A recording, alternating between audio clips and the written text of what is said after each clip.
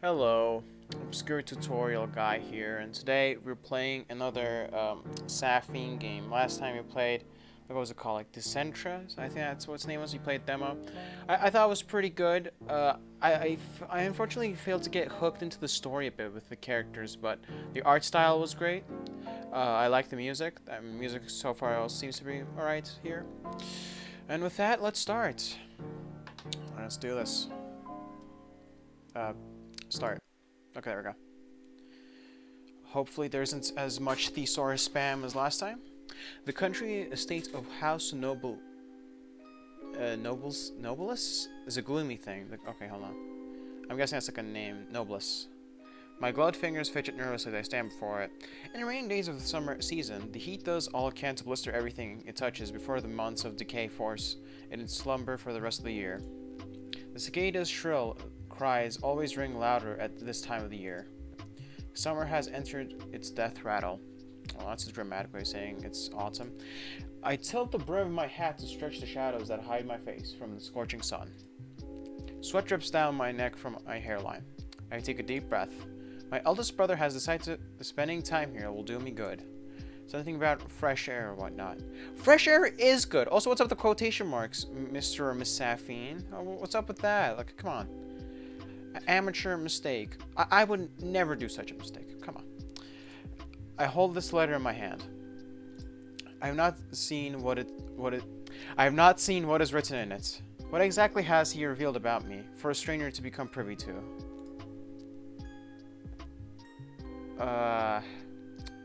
Right. Do we read our brother's letter? Oh, no.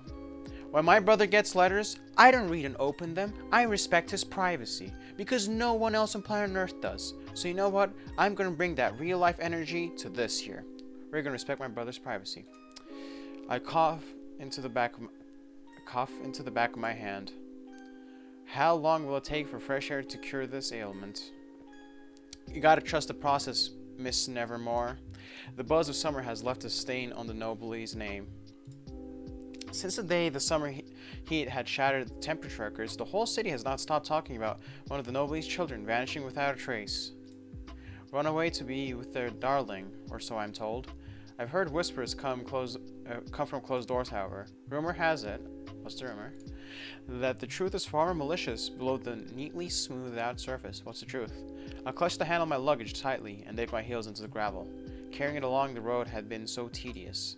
Even after throwing out some of my belongings, it continued to burden me. I could survive without my... Alright, hold on. Like, with the needle... Okay, we have one fancy dress, right? But with knitting needles, we could make a whole bunch of fancy dresses, provided we know how to do knitting. Like, I don't know how to do knitting, but maybe Miss Nevermore here does. Do we invest into the knitting needles?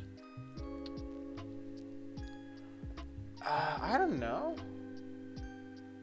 No. I say no to knitting needles. So, hold on, what was the prompt again? I think if I pick this one, we're gonna just throw away our knitting needles at it. Either way, I mean, I'm hoping it doesn't really matter. Actually, perhaps it would have been better to toss the whole trunk away. Would have saved me all the effort of lugging it all the way to the door. Ugh, far too late now. Then I curl my finger around the door knocker. Oh yeah, it's like okay, that's what they're called. I thought they were just called hinges. Its weight strains the muscle of my wrist. Bro, what is this door knocker made out of? It's quite intimidating. A ring held in the jaws of a lion. Two of them bolted onto each of the tall double doors made of pristine dark wood.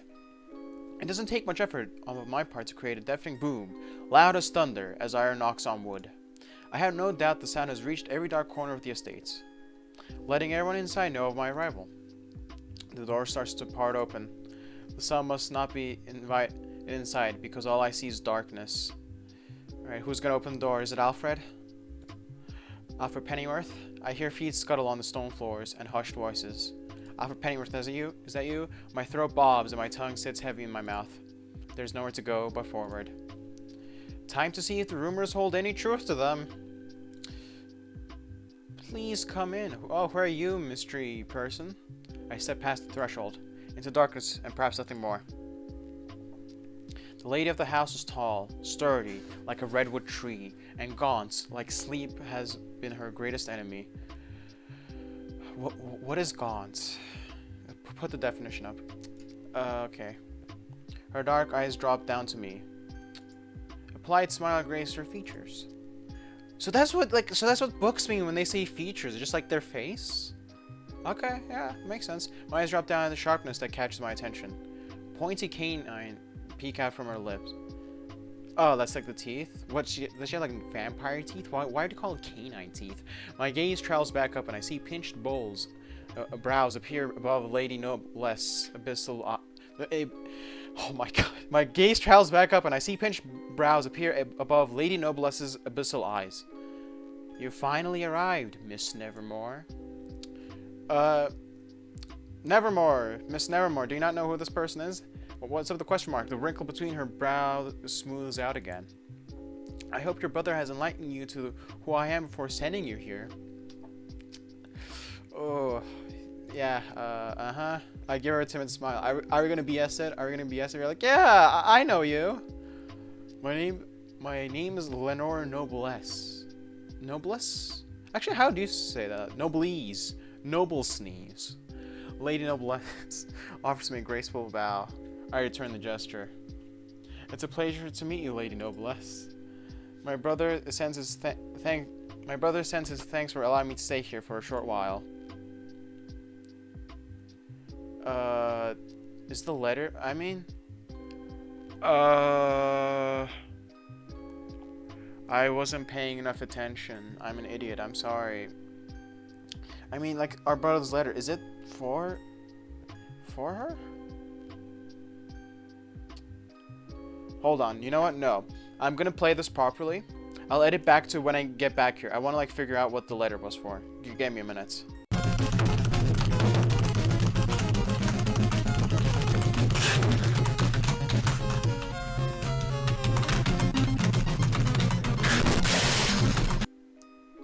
Okay, hold this letter in my hand.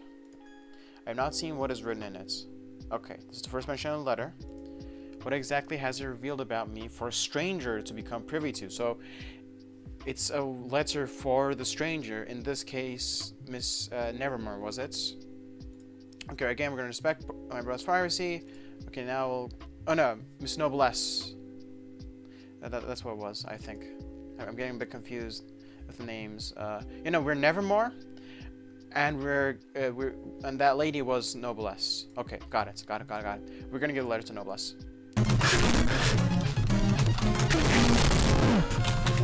Okay, yep, we're back now. I finally arrived, Miss Nevermore. The wrinkle between her brow smooths out again. I hope your brother has enlightened you to who I am before sending you here. Yeah, sure, Noblesse. My name is Lenore Noblesse. Lady Noblesse offers me a graceful bow. I return the gesture. It's a pleasure to meet you, Lady Noblesse. My brother sends his thanks for allowing me to stay here for a short while. Yeah, here. I think this is for you, bro. She takes a step closer, and her fingers brush mine as she takes the letter. The ice of her skin steeps through my gloved hand and shocks me. Bro, would you put your hands in a freezer? Were you taking like an ice bath? How does that even work? She notices my flinch and freezes for a moment. I pull my hand away slowly and hide my expression with my handkerchief. I love this. It's like, we're so fancy, you know? Like, the names, we're like, oh my goodness, and get the handkerchief. This is some Victorian era noble stuff. I like it. Lady Noblesse recovers quickly and composes herself once more. Lady Noblesse takes a moment to read my brother's words. Her eyes scan the words written for no less than a second before she starts pinching the bridge of her nose. Ugh, an idiot as usual. Hey, bro! He's my brother. Only I get to call him an idiot, not you, Miss Noblesse. How dare you? Gods, just what did that fool write to make her react so strongly from the first line? She clearly didn't mean to say those words out loud. After her eyes flicked to me for a second, she clears her throat and finishes reading the letter. Well, anyways, very smooth, Miss Noblesse. She clears her throat. Just Lenore is fine if you're comfortable with it. I blink. Not even an answer. Yes. Lenore. She nods and holds her hands behind her back. I apologize for not noticing your arrival right away. I would have helped you carry your luggage, but I must have been too preoccupied to hear your carriage come in. I wipe away some of the sweat from brow with a scratchy handkerchief and remove my hats. I clutch the brim tightly and cover up a small cough. Lenore seems to make a strange face. Oh, you must be weary from your travels. No, I'm not doing the accent. I think just normal voice is fine. She lifts a hand to flag over a servant lurking in the sidelines. I shall ask the head maid to show you to your room so that you may freshen up. I'm afraid a personal tour of the estate will have to wait until tomorrow. I have business that requires my attention for the rest of the evening. Awesome! We get to like chill in a fancy house all day? Yeah, cool. Business? Well, I suppose she must be quite busy with her brother's disappearance. If there is truly so much work for her to do, though, why has she retreated to her family's summer villa? I don't know. Because she feels like it? You're being a bit nosy, aren't you, Miss Nevermore? I mean, like, we have an opportunity to chill in the house and do nothing. We gotta take it, man. Don't question, take it. I watched Lenore give instructions to the head maid, and I let out a small startle when another servant manifested out of the shadows to pick up the luggage I had set down beside me. I love the imagery here of just like this servant just like materializing from the shadow realm, just from the shadows. It's like the shadow monster with like these wide eyes. Just comes, picks up the luggage, and then just leaves. When I face Lenore once again, my heart thumps from how much closer she stands in front of me now. Her hand lightly grabs onto mine and she lifts it to her lips. Up close, I notice the thickness of her ebony lashes and the freckles that dot her cheeks like constellations. Okay, personal space, Miss... Hold on, no, we're... I'm sorry, it's just I'm really bad with names in real life as well. I'll just call you Lenore, if that's alright. Please, respect the personal space, Lenore. Come on, bro. The pressure of her lips against the back of my hands is nothing more than a whisper of a touch. And as quick as she is the bend down in a polite gesture, she pulls back and moves one pace back. Okay, my pulse races. Someone just kissed my hand. I wonder where those lips have been. I mean, probably nowhere particular. Hopefully. Or like, what could it be where it's like unhygienic? I mean, she's not like gonna kiss the toilet or something. Like, you don't have to worry about that. Like another person's lips, it's not gonna be like unhygienic bad. Like, especially if it's like Victorian era stuff, right? Like, the level of hygiene from lips is the least of your worries. Like, do you know how much dangerous stuff there is in Victorian England? Like, come on, man, come on. You're being nitpicky about this, but nothing else? Really?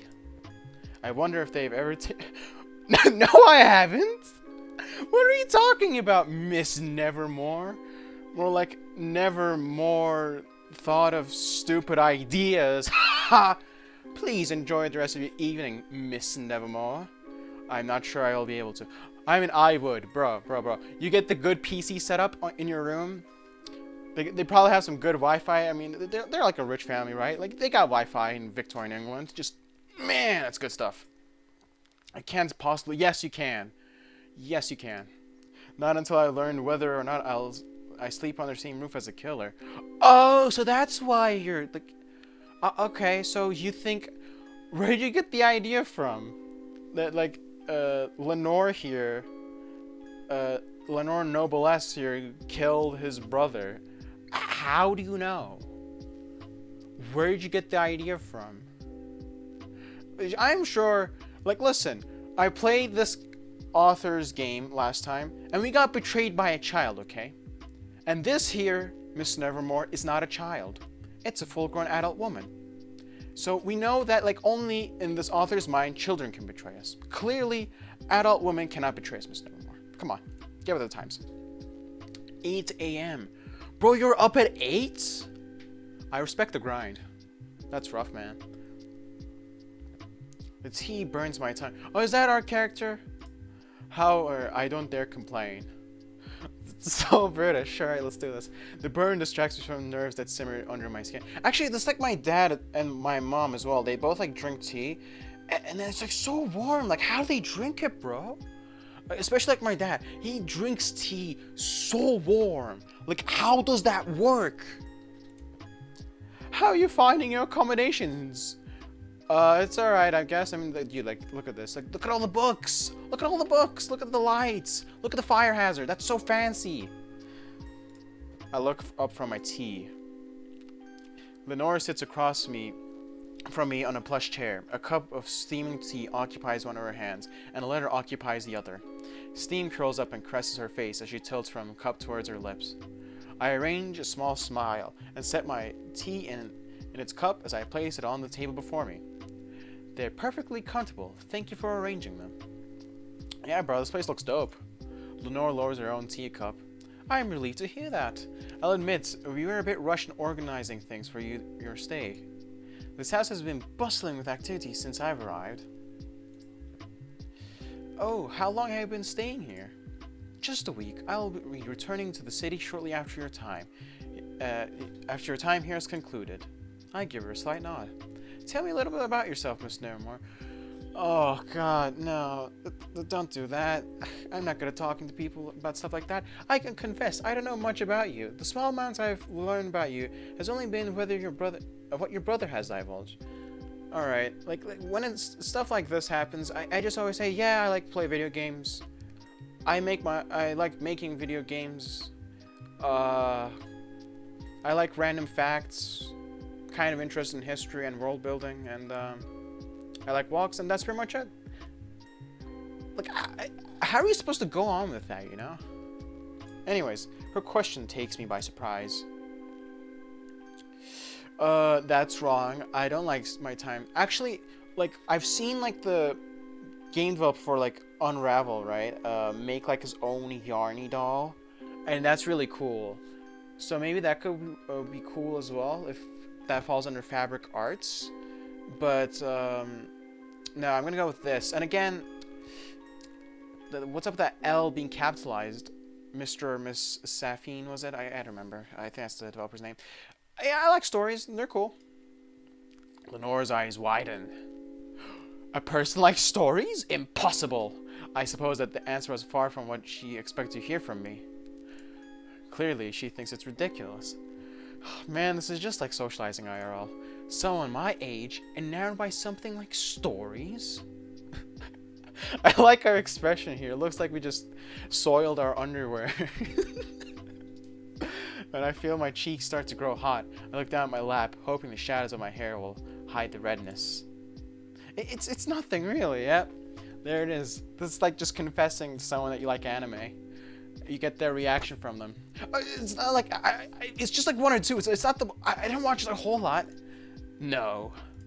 My head snaps up. Lenore offers me a kind smile, but something about it seems strained. My eyes narrow for a heartbeat. I wasn't trying to belittle you, not at all.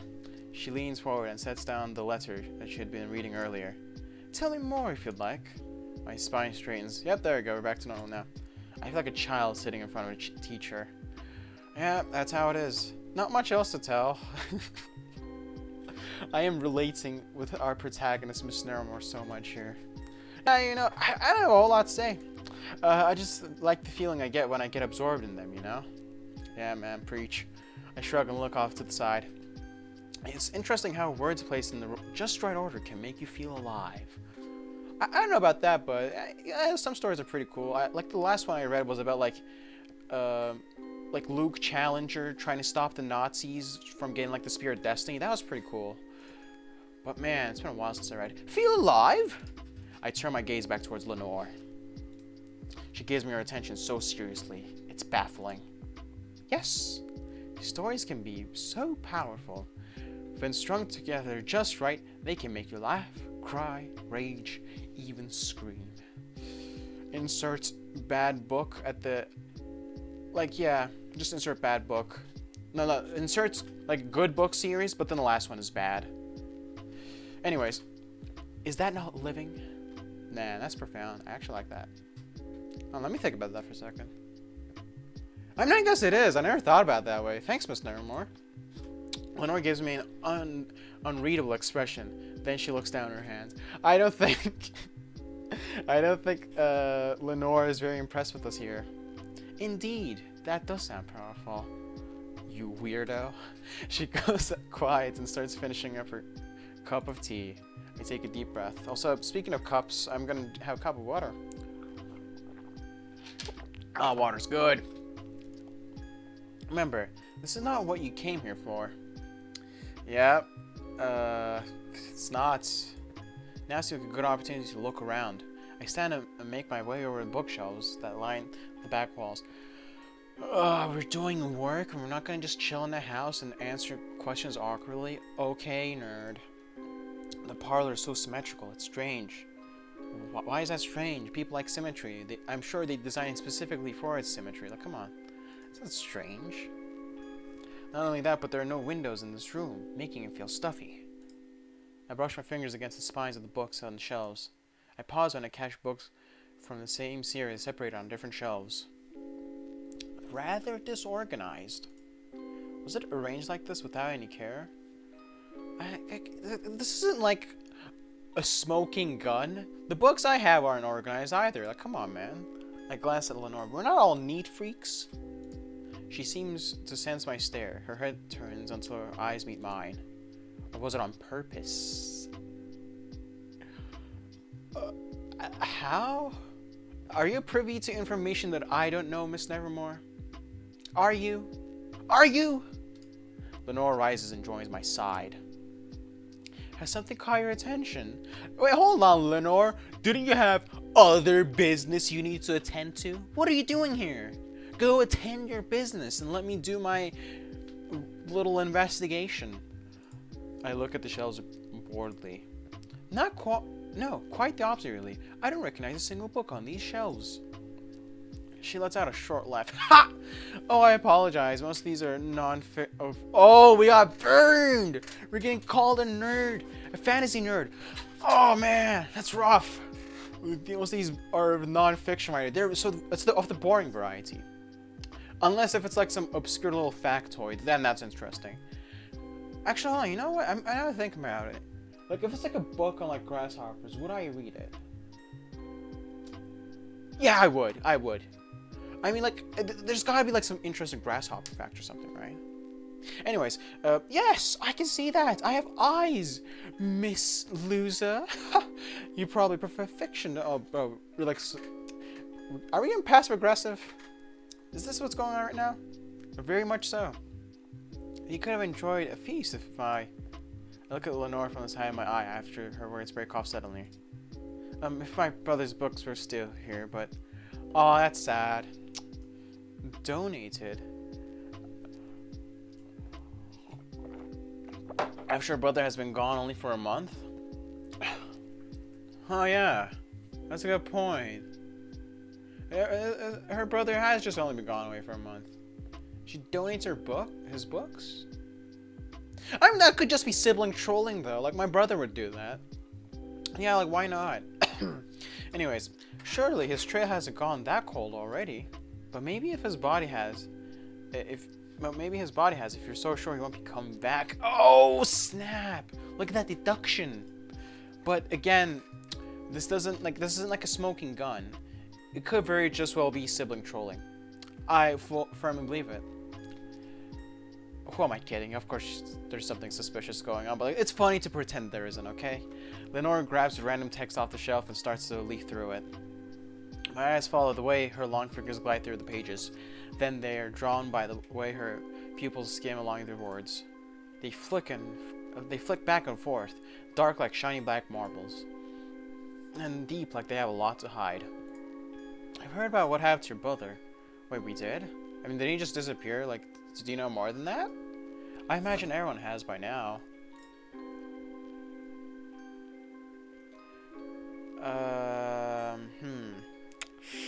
Are we gonna,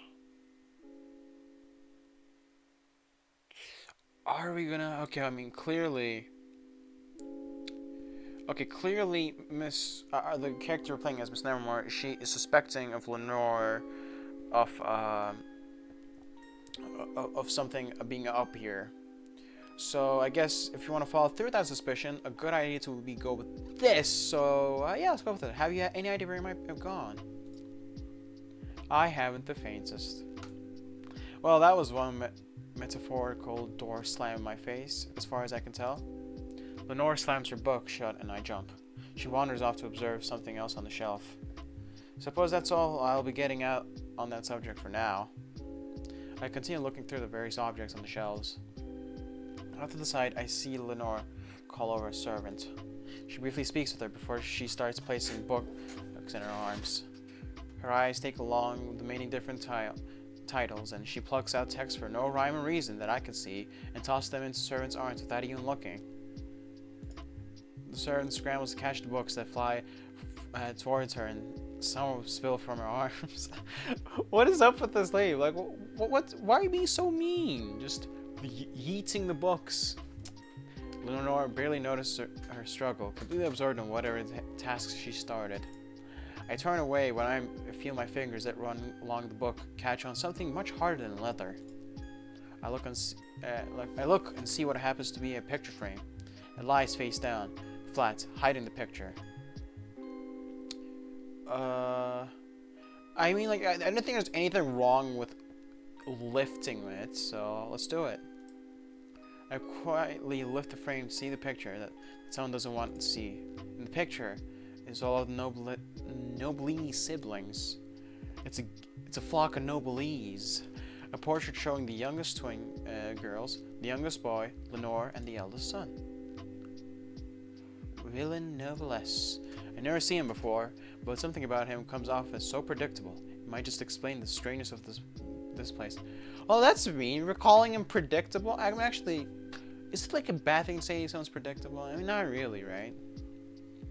Like, if you're like talking with someone, you kind of want them to be predictable. You don't want to be like, so how's your day going? And then they go like, F you, I hate you, I'm gonna go start a riot. Like, yeah, that's unpredictable, but that's not like what you want in a person, right? Anyways, dark hair, just like his siblings, straight and neat, perfectly cut so each half of his face is accurately balanced. So, in other words, symmetrical, just like this place, even though this place being symmetrical is perfectly fine and normal, because I mean, like, architecture being symmetrical is cool. Like, hello? Have you seen symmetrical stuff?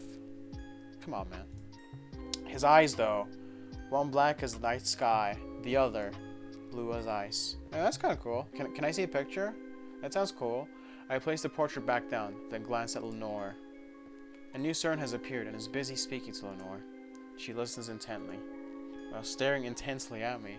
Oh, that's a bit creepy, man. I feel sweat start to develop at the back of my neck. Cool. My stomach tightens. Up. There we go again, soiling our underwear. My hunger has started to show. Lenore approaches me slowly and stands tall.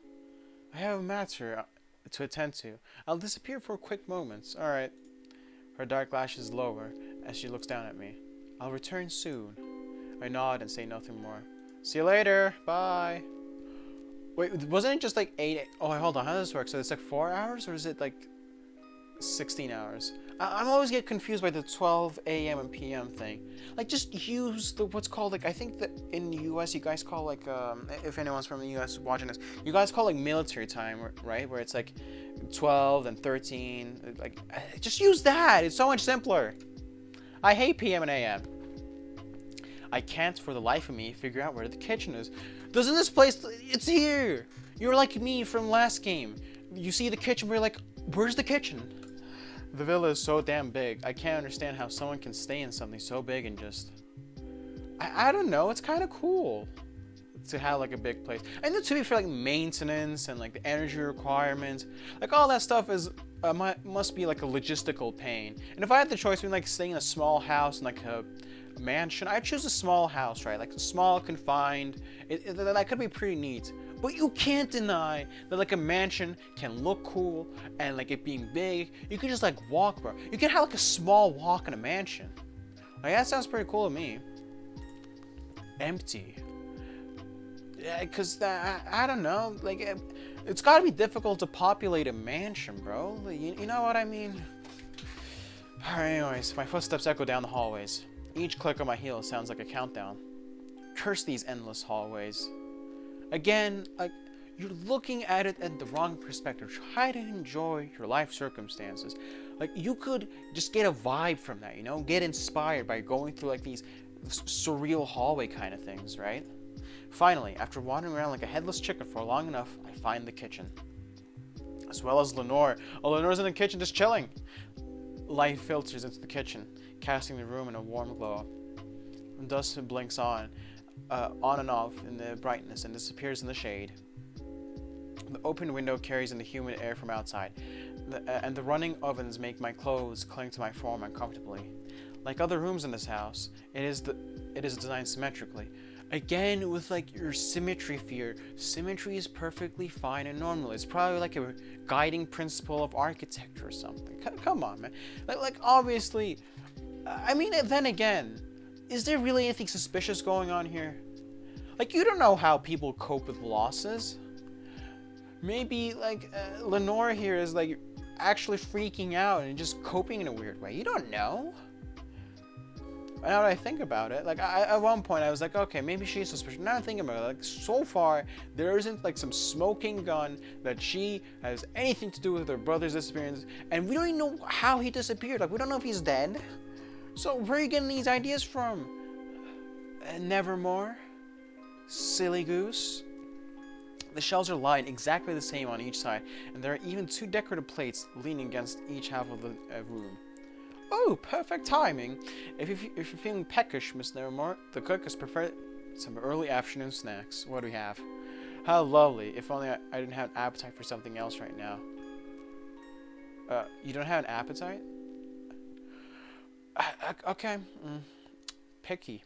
But picky eaters is a repeating theme of this author, I'm starting to realize. I'm far more interested in seeing your knife collection. Why are we so mistrustful? Oh, did something change there? Am I tripping? In case anything happens to be missing from it. Oh, but...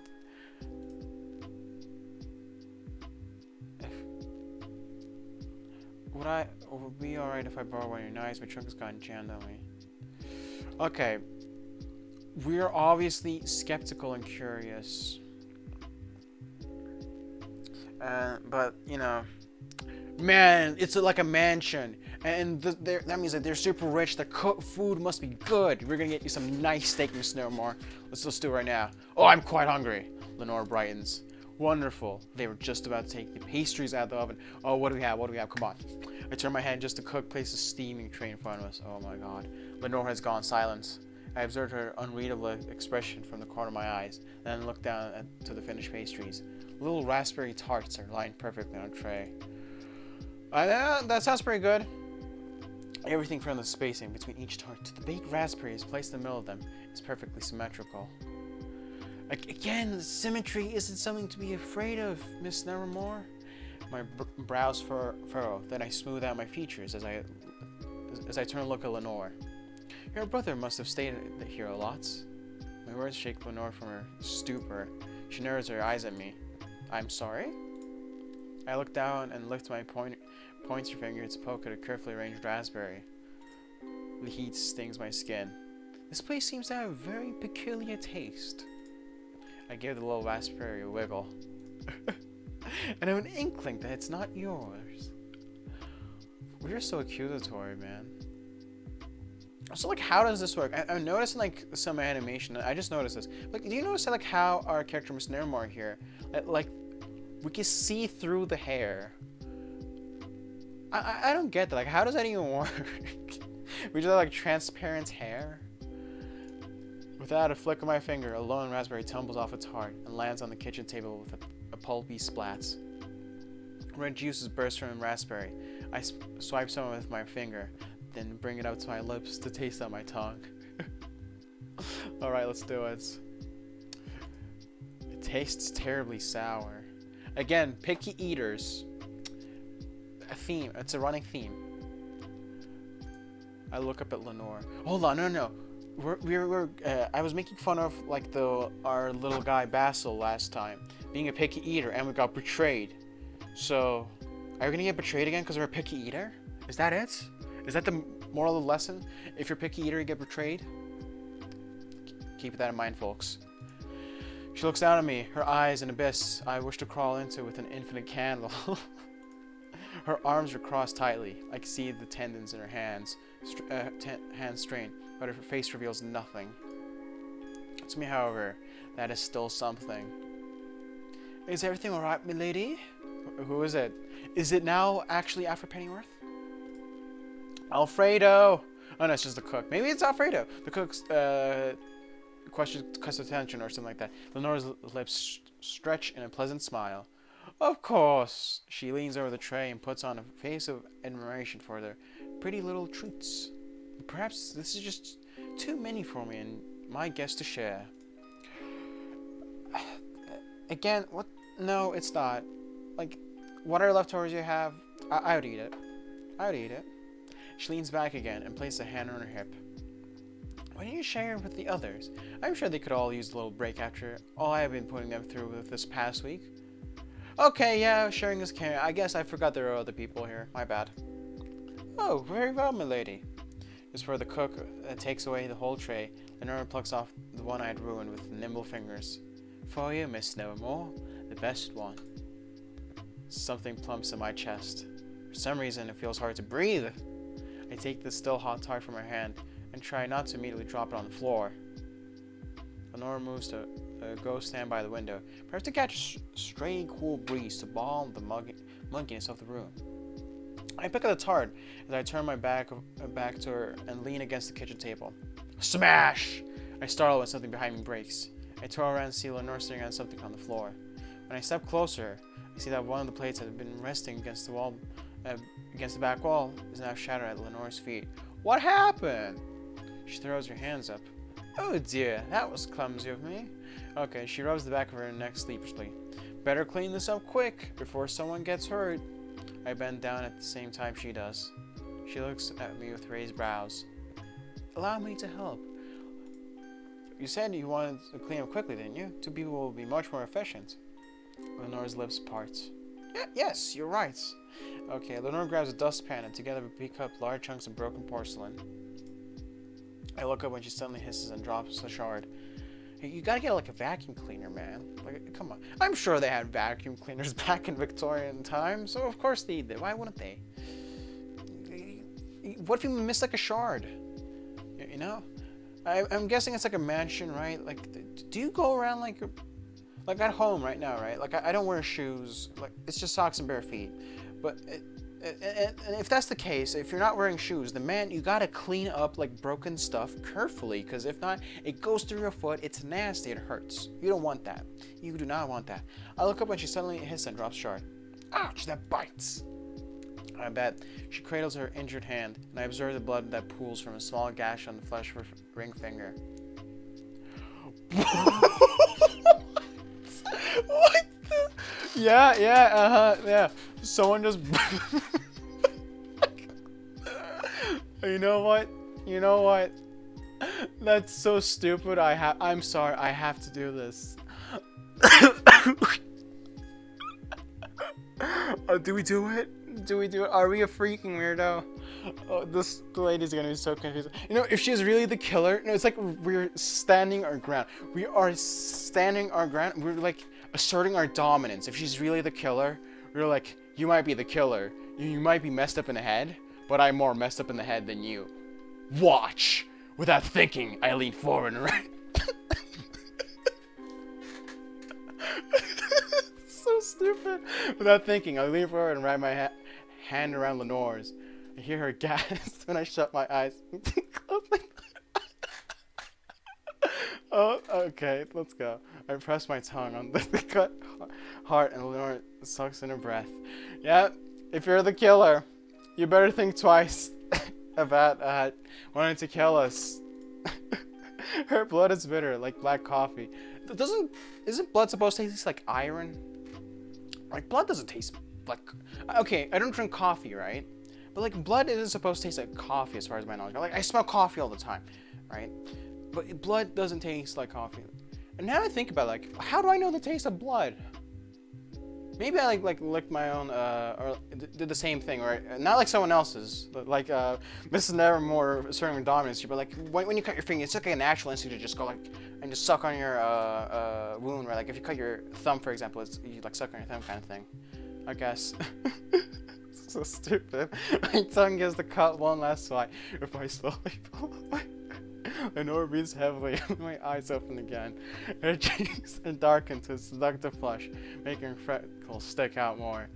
Yeah, you don't mess with us now. And look at us. There's no chill. It's normal. This is normal for us. Well, you don't do this to other people. What's wrong with you? She opens her mouth to speak. Then at the same time, we hear a wet crunch beneath us. What's up with that? I look down and see that I've been leaning my hand right on the broken glass.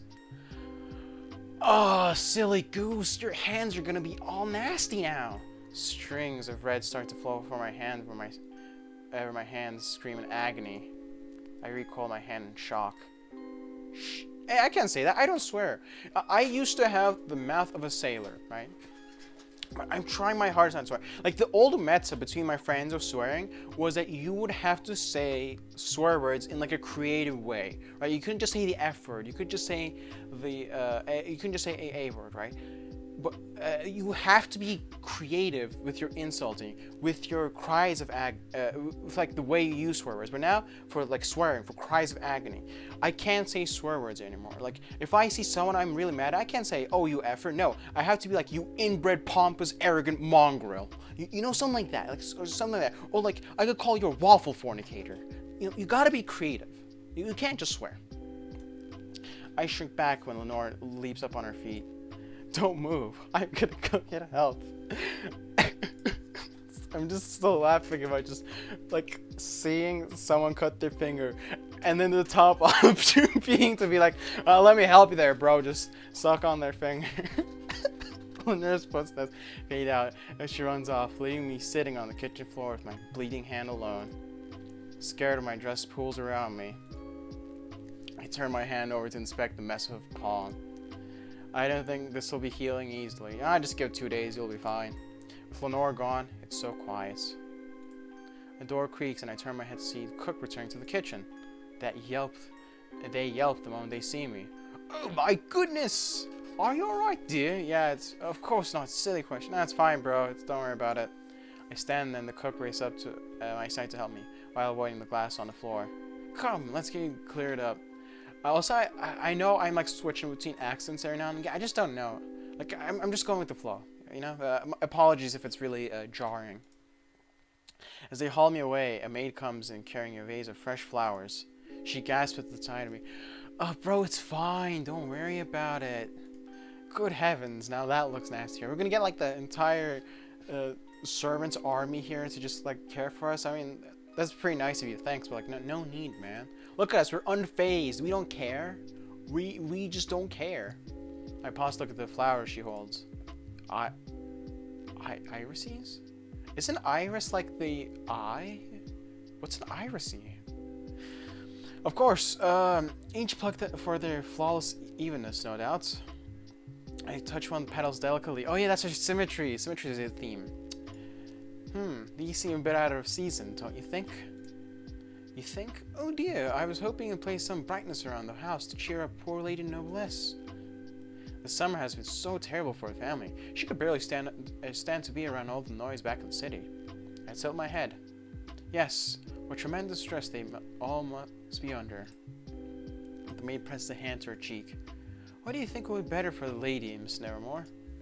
I take a moment to consider what would suit Lenore more. The blood from my hand stains some of the iris petals, and an idea emerges in my thoughts. Okay, what do you have? Please have another extremely ridiculous, stupid idea. I crumple the entire flower head in my hand and admire the way the red decorates the wrinkled petals. Roses would be lovely. Oh, we don't get to choose? Alright. Okay, 6 p.m. Hold on, I'm gonna drink some water. I'm engaged in this. I'm liking this more than the last game. Apologies to the author. I don't remember the... I played it. For me, it's a complicated name, alright?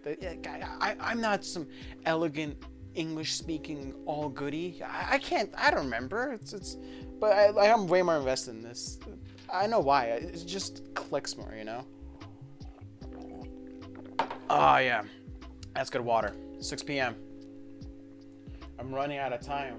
Are we sweating or are we crying? What are we speed running? I wipe sweat that drips down my forehead. Oh, we are speed running. My hair clings onto my face and I rake it back with my fingers. I'm going to unravel the monster you truly are, Lenore. Okay, we are really certain. Really certain, huh? I mean, I haven't seen anything, but you know. I should get my hand cared for. I swiftly slip away to continue my investigating around the house. Luck is finally on my side when I manage to stumble on what must be the study. Oh, this room is bound to be a treasure trove of secrets that we somehow know that you have. I'm now really wishing I read this summary. Like, I try to go in to not get spoiled with this. Like, only thing I remember reading, because I like quickly darted through the page for the download page. The only thing I remember reading is that this game was made in 10 days. Which is insane. There's no other way to put it. That is ridiculous. It's insane. How do you make a game that looks this good, that is this engaging in 10 days? I have no idea. I've been working on a game for 4 years, and I'm only done with level 1, and it looks like this. Look at it. It looks like garbage. But then this person's like, oh, yeah, I'll just make this in 10 days, no problem. Oh, my God. Anyways, oh, this room is bound to be treasure trove of secrets. Yep, sure. I keep tapping the microphone. Apologies about that. Here, I hope I stop doing that now. I entered the room on light feet and quietly shut the door with a soft click. Then I bound towards the desk, stopping for just a second to note the once again completely symmetrical layout of the room. Honestly, symmetry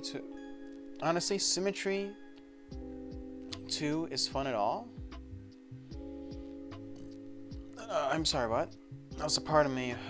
Honestly, Symmetry 2 is fun. I don't get this. Are we just saying Symmetry is cool? Or are we saying Symmetry is not cool? And we messed up our writing here a bit. Everything is much more interesting when there's a healthy amount of this. Okay, I know. We were saying this Symmetry is lame. I mean, I disagree.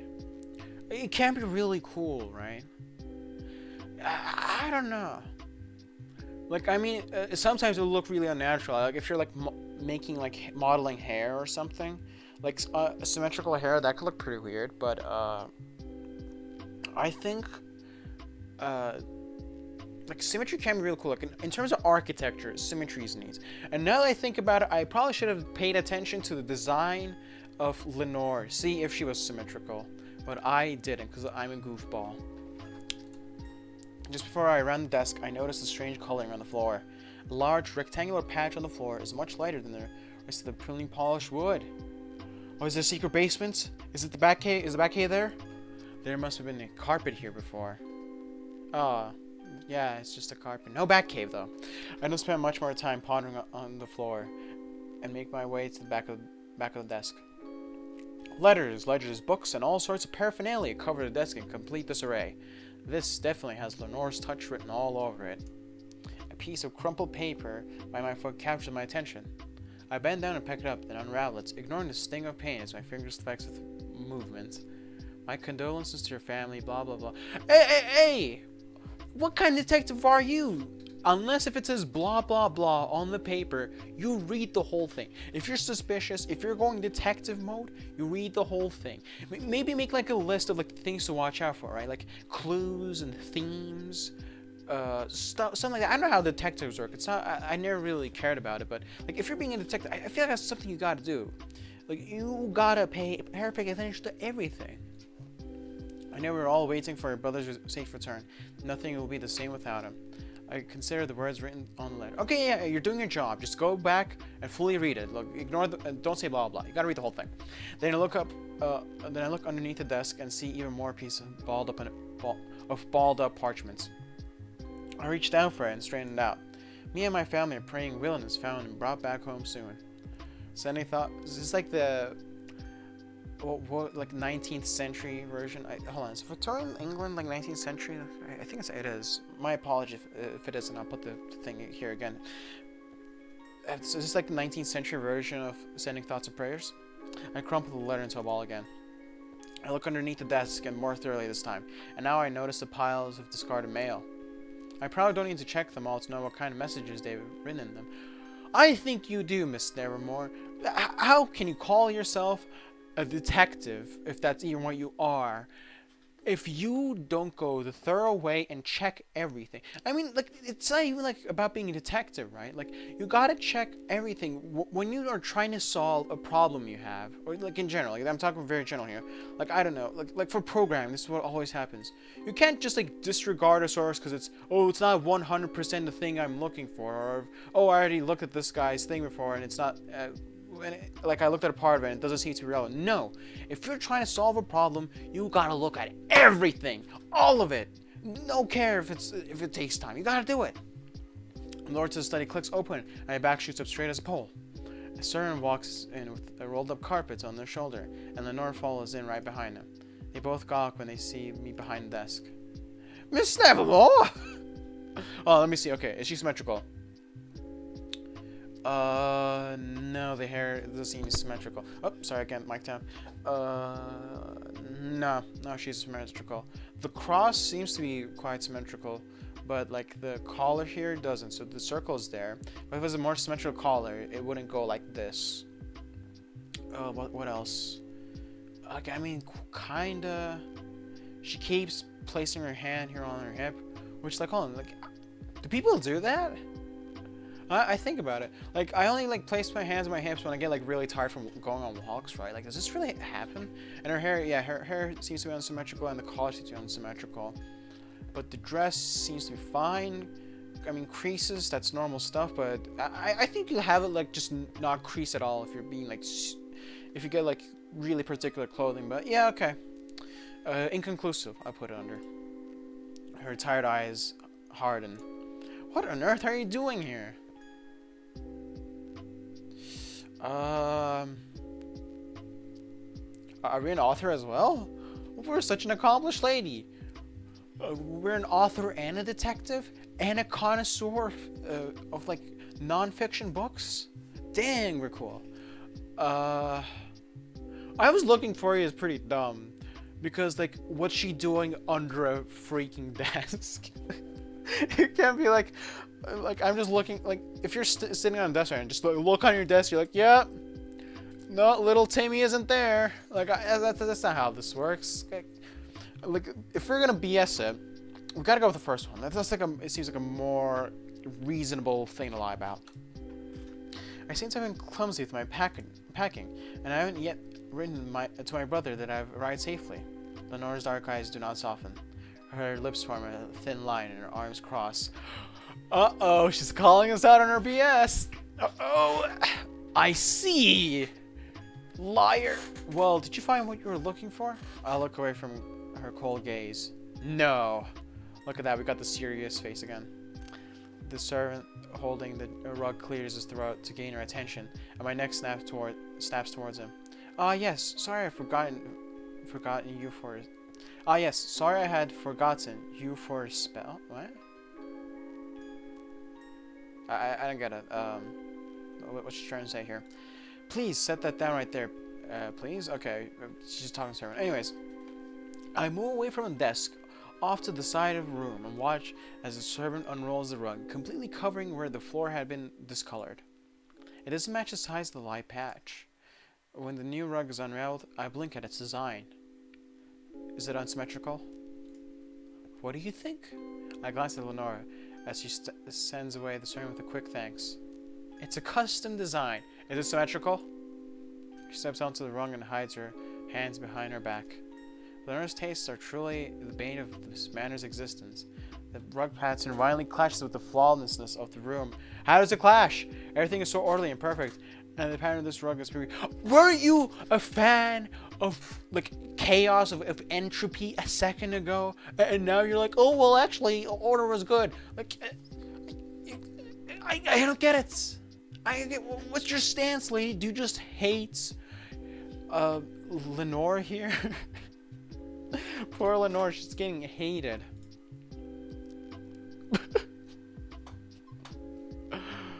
I mean, I don't see the rug. The rugs I've seen, I know their designs look pretty cool. If it's not, like, I've seen both symmetrical and unsymmetrical rug designs, right? And they can look pretty cool. Like, even though it's unsymmetrical, you can still like space it out in a way that it looks cool. So I don't know. We'll go with it's interesting. But then again, hold on. Do we want to go honest? I mean, no. We are establishing ourselves a bit of a liar here in this game. Hold on. Think. Wait, why am I thinking so much? Oh God. Hold on. Because, like, clearly, Nevermore here doesn't like the rug. Yes, Nevermore doesn't like the rug. She thinks it's hideous. So if we say it's interesting, we're going to be lying. But we're a bit of a lying Larry right now. So, yeah, let's go with it. It's interesting. Lenore snorts. Please, it's absolutely appalling. If you say so. Yeah. I step onto the new rug, deciding I should help break it in. Then I lean against the front of the desk and face Lenore. Everything is so symmetrical, so orderly. I wonder. I lower my lashes. Does it drive you crazy? Lenore's face goes blank. I look around the room. I don't like why. Do you like, once you get used to your house, like you don't really pay attention to if it's like the finer details of it. Little by little, it's like Lenore has been turning this villa inside out. Yeah, I guess. She's gonna obviously answer yes. Like, why wouldn't she answer? There's no way in freaking heck she is gonna answer no. We could go with this. Like, I mean, with this... well, yeah, let's go with this. Lenore crossed her arms. It unfortunately was felled by a bottle of red wine. A very clipped answer. Just wine? Lenore seems to sense that there's something I'm desperately trying to push for her, and she clearly doesn't feel like entertaining me. You know, am I just choosing all the bad options? I have a feeling that's what I'm doing. Just wine. I frown unsatisfied. Lenore walks around me and sits down at her desk. She leans her head in her hand and does not look at me anymore. I'll see you at dinner, Miss Nevermore. I stare at her just a moment, trying to grapple for anything else that will expose her to me, and find nothing. I gather my skirts and walk out. Skirts? We're wearing multiple and not just one? Alright. We're having dinner at 10? What? Like, okay. I come from like a background where we had like dinner early, right? Like 6, 7 kind of thing. Or like 7:30 latest. And then my friends, they're like, oh, we have dinner at 8. I'm like, oh, bro, that's crazy. And then here is Nevermore. Hold on. There's just Nevermore. Just having dinner at 10. Bro, you shouldn't eat that late.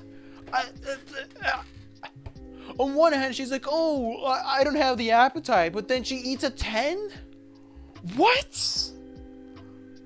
Bro, how does this work? Dinner at 10 p.m. Dinner at 10 p.m.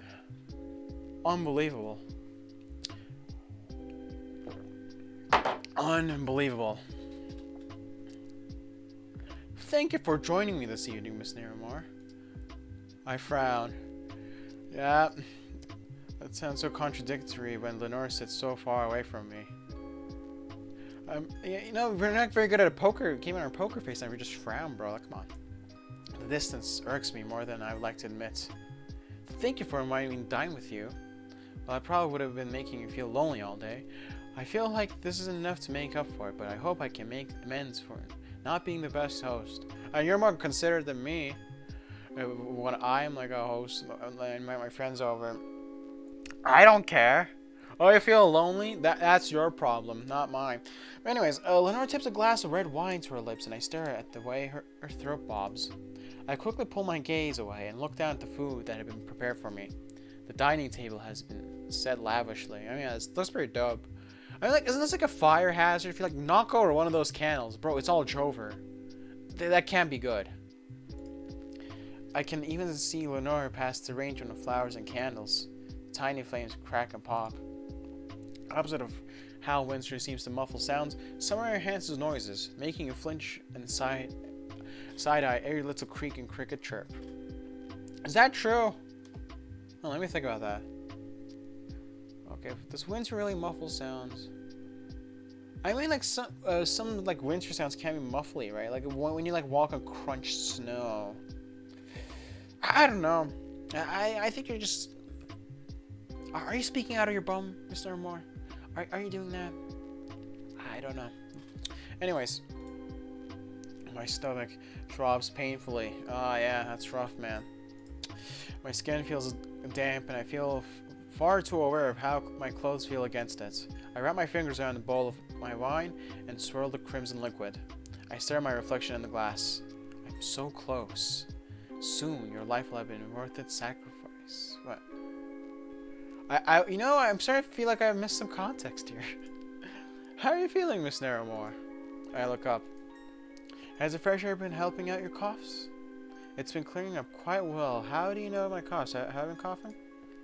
That's a relief to hear. I'll be thankful if I can avoid having your brother smashing my door down. What? I nod and my fork scrapes against the food on my plate as I move around the piece of meat. If I may... Oh, bro, what are we having? Are we having, like, steak? Oh, that's good. Steak is good. I love steak.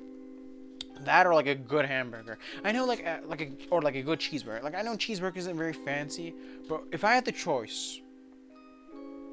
I know, no, too, we're, like, very fancy, so I'm sure we could afford to have both cheeseburgers and steak. Oh, enjoy your dinner.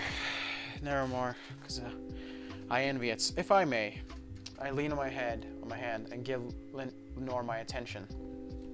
What's up? Her eyes shift to the side nervously. She sets down the fork and knife and scratches her cheek and finally meets my eyes. Despite hearing your ailments has improved, I can't help but wonder if you've been plagued by another thing now. My back straightens instantly. I look at Lenore in confusion. I'm sorry? I just noticed that you seem to be looking rather, Lenore chews up on her lip. Sickly? Yeah, we got like that Wednesday stare, right? Like I forgot the actress's name that has it, where she's like that deadpan stare. She kind of look like that. My eyes widen. I tip my nose up and look at her sternly. I assure you that I'm fine. How dare you say I look sickly? Lenore doesn't look convinced, but she does continue on the subject. She lets out a sigh. Well then, is there anything I can do to help you feel better? Perhaps I can entertain you a little bit. What are you gonna do? Put on a play for me? That's a weird sentence to say. Oh, yeah, you want to entertain me? Yeah, act like a Hamlet. My ears perk up at that. There's something I would like. I'm all ears.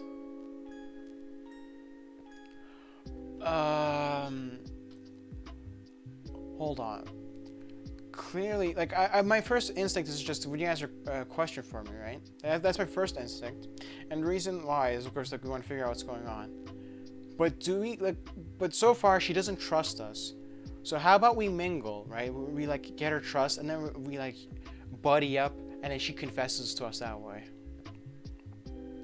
Man, I invest in this. Let's save. I say let's save. Let's save. Well, I want to go with my plan first. My plan of just, we sit closer, we mingle, we get like a good feel of things, and then we drop the question, So let's go with that. If that doesn't work, we'll go back to the save. Like, sit closer. Lenore's eyes grow to the size of saucers. Aren't saucers like those alien aircrafts? Is there like another definition or something of a saucer? Oh, yes, should I? My chair scrapes on the marble floor as I push it back. When I stand, my shoe seems to hit something underneath the table. I pause for a moment and see what it is. And on the opposite end of the table, I see Lenore. I see Lenore rise to pull out a chair from beside her. I smooth out my skirt and walk over to her. My chest thumbs and I unconsciously speed up my pace. In doing so, I accidentally step on the hem of my dress and lurch forward to the small screen. Every time. What's up? You're so clumsy. Lenore throws her arms out quickly, preventing my fall. We got saved! Let's go! Her hands and arms wrap around my shoulders, and I shiver at her touch. You murderer. Apparently, I really haven't seen any evidence right now. Aside from, like, she's clearly trying to replace stuff here, which is a bit weird. But other than that, there's like, we don't really have any solid evidence. We've been kind of just goofing around all day. Fingers trying to push in my flesh. Not enough to hurt, but enough to ache. I quickly draw back from her. My face feels like I've been sitting in front of fire. I stare at my feet and ball up my skirt to calm my shaking hands. Okay, now we're sitting closer. You can't be acting that way, bro. You gotta be diplomatic. You gotta be chill. Breathe in. Breathe out. Breathe in. Breathe out. You gotta be diplomatic and chill. Have a poker face. Like, you're rocking like the Wednesday poker face. Just keep at it, bro. What are you so excited for, fool? My throat clears and I promptly sit down in the chair and Lenore pulled out. My back sits as straight as an arrow and I rest my hands neatly on my lap. Just keep facing forward and pretend you didn't just look like a clumsy maiden in front of Lenore. You can't do this to yourself, bro. You can't do this to yourself. You can't be like, you can't feel the embarrassment of an action you can't reverse. You gotta own it. Or you just gotta just not care about it. And you're like, yeah, I nearly fell and looked like a freaking idiot. What you want to do something about it? You want me to fall again? Let's do it. Come on, right now. Go, go, go, go. You gotta own up. You know, you gotta have that vibe. You gotta have that. You gotta have that. What do you call it? You gotta have that mindset. Lenore returns to her seat slowly. Oh, I hope this distance is more satisfactory for you. Okay, I mean, I think my operation is starting to fail a bit, but I'm sure it'll be fine. She covers her mouth with her hand, and my head snaps towards her. I sent her a simmering glare. Again, here, no! This isn't how it is. You gotta own up. You're like, you wanna laugh? Yeah, fair enough. I don't judge. No, you gotta, like, you know, kind of be like, you wanna laugh at me? Huh? You wanna laugh at me? Yeah, okay. You know, and then you gotta have the pause, and you're like, yeah, okay, fair enough. I laugh at me too. Lenore lets a small chuckle escape despite my warning. We're such a goofball in this. We're just goofing around, man. Wouldn't dream of it. Oh, looks like we got a nickname. So my plan is working. We're like such a stupid goofball. She does. Okay, here's the deal. She doesn't see us as a threat because we've been just goofing around the entire time. We've been weird the entire time. So there's no way she's like, oh, she's on me, you know? So I think we're in the clear. We're in the clear. My jaw tightens and Lenore keeps a grin on her face as she continues to eat. I so wish I could swear and say that's eating grin, but I can't do it. The conversation continues in a lulled atmosphere. Every now and then, Lenore will find silly things to talk about with intentions of teasing me, and I have to resist the temptation of losing my temper. The exact reaction she seems to strive for behind the guise of civility. What silly things are we talking about? I like silly things. Lenore is good at speaking. That's good. It's easy to see how she's been able to keep rumors off her secret as just rumors. I smooth out my skirt as she finishes up recounting her gruesome sights her hunting party had run into earlier in the week. I look up and she suddenly goes quiet. Have you met my brother before? I don't think I have. I jolted at Lenore's question. I haven't heard her mention her brother on her own before. You see, our plan is working! It's working! It's working! It's working! It's working! Yes! Yes! She finishes up the dregs of her wine in one last gulp and places the glass on the table. And she's drinking alcohol like a loser! She has more chance of slipping up. Okay, perfect. Now, you, Miss Nemor, don't drink alcohol. Alcohol is cringe. I am part of a Wayne Wheeler worship cult, and I will have you know that alcohol is cringe. Don't drink it. We keep our mental stability and fortitude at a max. She sees us as a goofball, non-threatening, gets drunk, and then if she really killed it, we get a confession. Bam! I'm a genius. I am so smart. Let's go. You've been awfully curious about him during your stay here, haven't you? I shift my seat. I mean, I don't think I have... Well, it's like one of those things where I choose. It's like, oh yeah, based on our choice. Like, I don't want to lie, you know? Hold on, I'll just drop in another save. Let's return. I don't want to, like, lie. So if I've never met him before, Like, if I get to choose the fate or like the past of my character with one of these, I just want to check. Because if that's the case, then we'll go with that. I want to be like honest with her here. Lenore's eyes burn and smile as I answer her question. Her brows furrow together, and she looks down at the table, seemingly disappointed. I see. Lenore pours another glass of wine. After Lenore finishes the second glass of wine, she suddenly stands up. Hold on, like, is that? Oh, hold on. Let's go back. Oops. Let's go back. Let's load. We're loading, okay. Let's go with no. Lenore leans back in her chair and crosses her arms. She taps her finger on her arm, and she considers my answer. That makes sense. He wasn't the type to go out much. Meg cocks to the side. And how did he meet the darling he eloped with? Lenore's fingers stop tapping. She gives me a bright smile, but the corner of her mouth twitches. I would also like to know. Bulan was always running away from the city to stay here. Her tone dips into bitterness. Perhaps his love was hidden away here somewhere. Her smile grows more strained, but a real one starts to form on my own face. Oh, we're winning the mental war.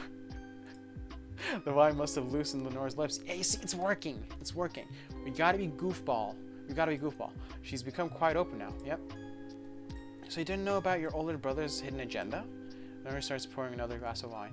Trust me, if I were to have known something like that, I'd have stopped him. Lenore takes a drink of wine, then sets the glass down with a heavy hand, making the candles on the table tremble. That's dangerous. You see, like, what if one of those falls over, man? If I can't get out, neither can he. Okay. There it is. Our goofball tactics are working, ladies and gentlemen. I lick my lips. I trust you. After Lenore finishes her second glass of wine, she suddenly stands up and holds out her hand to me. Would you like to...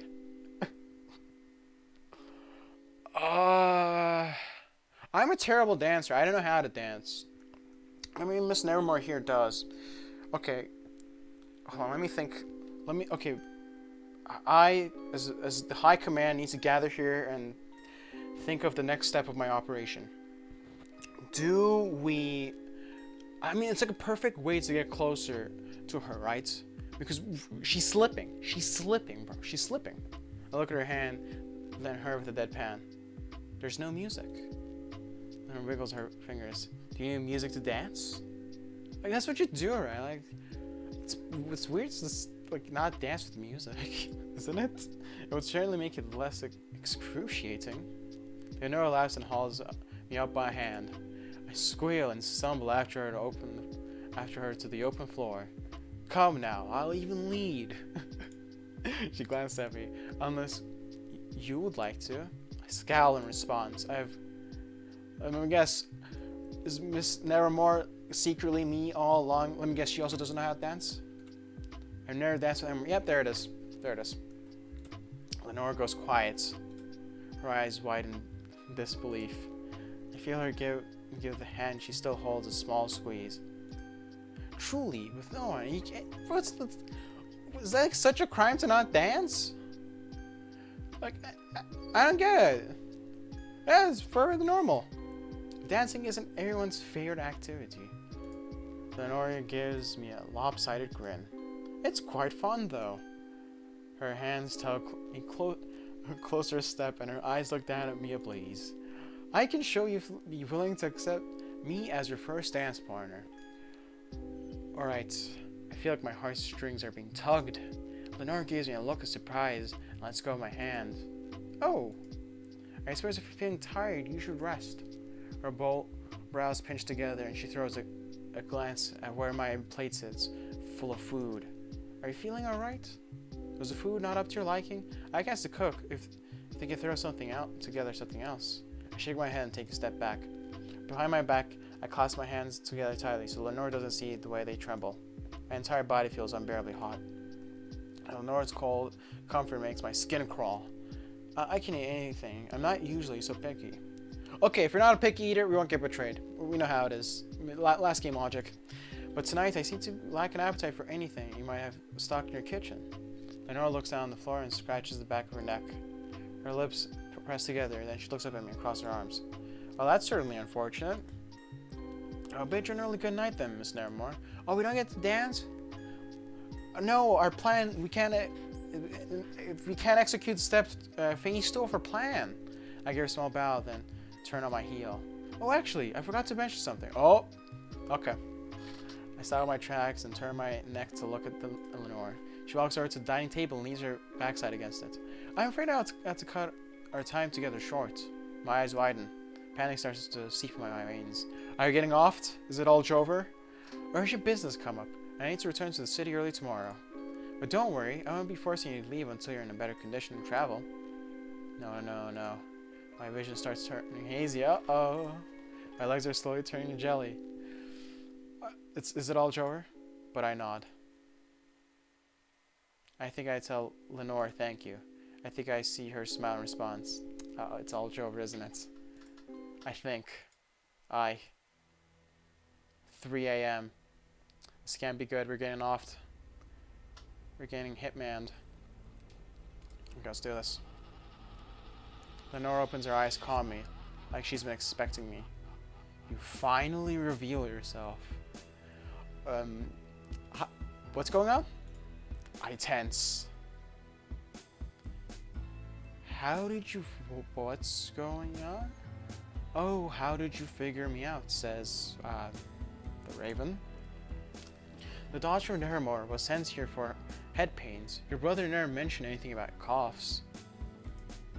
I thought that was a strange development. Though I suppose he's not even your real brother. I narrow my eyes. Since you arrived, you spend far too much time being untruthful. It's so obvious when you lie. I couldn't help but wonder why. What exactly are you hiding? You're so desperate to convince me you were something you aren't. I hiss viciously. Does the real Miss Nevermore still live? There can only be one of us. Lenore clicks her tongue. What a foul thing you are. Sharp, aren't you? Like the blade you used on your brother, perhaps. Lenore smirks. Your speculation is pointless. Coming here to find out if I'm guilty of the sin of killing my own brother was a waste of time. My chest tightens, and my stomach twists in agony. No. I shine my beak in her face and crush my wings into Lenore's bed. You must confess. Tell me how you did it. Poison? Strangulation? Did you get angry and push into your will and down the stairs? Lenore's jaw clenches. Her face is cold as ice. You have nothing on me, foolish monster. Her hand moves. Then I feel steel pierce through my heart. I croak and gargle as blood fills my throat.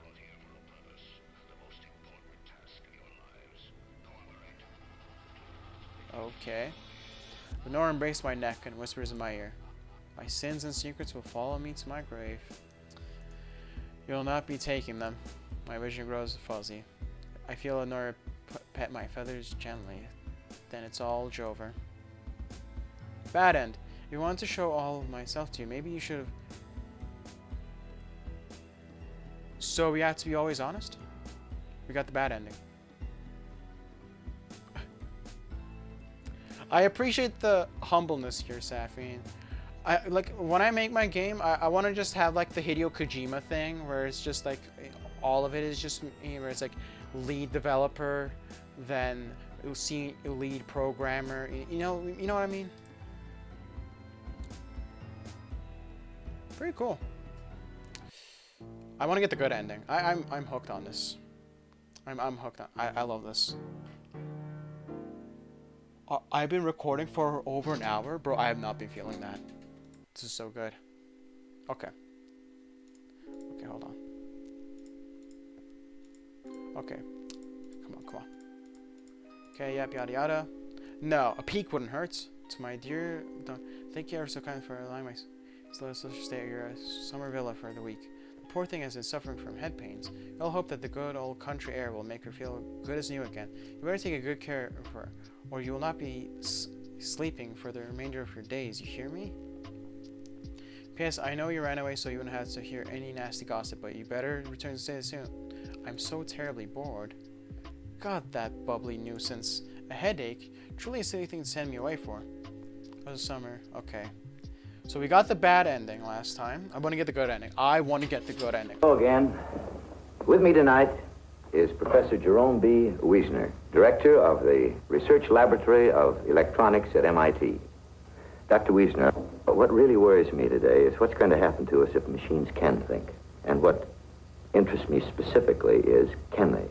Well, that's a very hard question to answer. If you'd asked me that question just a few years ago, I'd have said it was very far-fetched. And today, I just have to admit, I don't really know. I suspect if you come back in 4 or 5 years, I'll say, sure, they really do think. Well, if you're confused, Doctor, how do you think I feel? Okay, I mean, do we go with this again? Okay. I think, like, being honest. Like, that's what we gotta do. We just gotta keep being honest. We just gotta keep being honest. So I'll change the subject quickly. Because last time I think we asked, have you any idea where it might be? Let's check this one out. You seem to be preoccupied with work, despite being all the way out here. Lenora closes her book gently and shelves it. Yes, unfortunately, taking care of family needs is my duty. Now that my brother's gone, it'll follow me wherever I go. She crosses her arms and leans her shoulders against the shelf. But what I'm finding I enjoy it. It's nice. Being the one that gets things done, I blink in surprise. She actually enjoys such tedious work. I'd rather die than be bound to the endless days of paperwork. It sounds like this is something she's been yearning for a long time. Well, she's definitely quick to consume the apple after it's fallen into her hands. How heartless. Also, I wonder if she's overworking due to her excitement, or if there's something else that keeps her up at night. Nora's eyes widen when I take a step closer to her. She's still as a statue as I lift my hand. I brush my fingers over the thin skin below her eye. The color around her eye has grown dark from exactly. Why are we doing this? I'm just noticing, like, I'm trying to read this fast because I want to get to, like, see what the good ending is about, but, like, why are we doing this? Perhaps you need more breaks. Your complexion is looking rough. Oh, that's a mean thing to say. And I think her complexion seems fine, Miss Nevermore, if I'm being honest. I can take care of myself quite well, thank you very much. I would agree with Lenore here, Miss Nevermore. Come on. My breath hitches when her icy hand takes mine and draws it away from her. She lets go quickly, but her coldness still lingers. Her goosebumps rise on my skin. She wanders off to observe something else on the shelf. I continue looking through the various objects on the shelf.